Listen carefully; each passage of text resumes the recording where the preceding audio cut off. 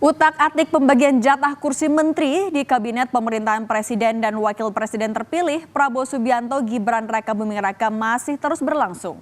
Tak hanya Prabowo yang dikabarkan sedang menyelesaikan dan menyeleksi nama-nama menterinya, partai politik pendukung Prabowo Gibran juga tengah mempersiapkan nama-nama yang akan diajukan sebagai calon menteri.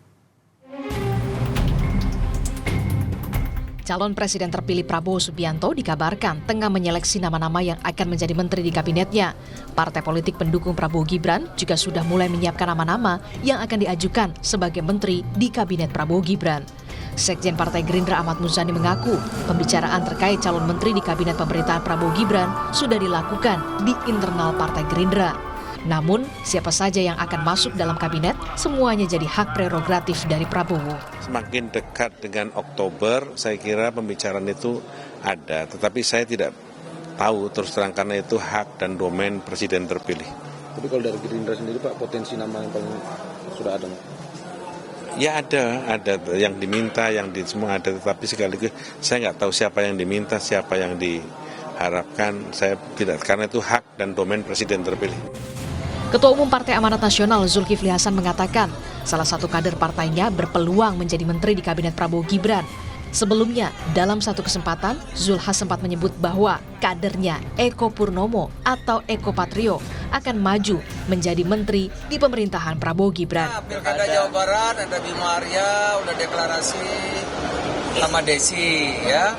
Kalau Jakarta ada Zita, ada Fasa, ada Eko. Ya tadi Eko kan calon menteri ya. Tapi kan Pak tadi ada di sini. Beberapa posisi menteri disebut menjadi incaran sejumlah partai pendukung Prabowo Gibran. Salah satunya kursi Menteri Energi dan Sumber Daya Mineral atau SDM yang diisukan diperebutkan Golkar dan juga Partai Amanat Nasional.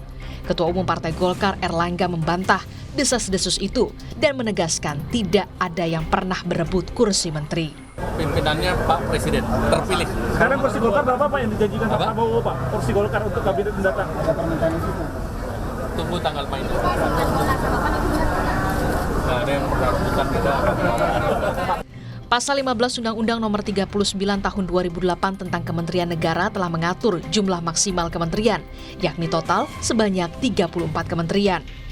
Pelantikan Prabowo Gibran sebagai presiden dan wakil presiden akan digelar pada 20 Oktober mendatang. Masih ada 5 bulan lagi, Presiden terpilih Prabowo Subianto memilih nama-nama yang akan menjadi menteri di kabinetnya.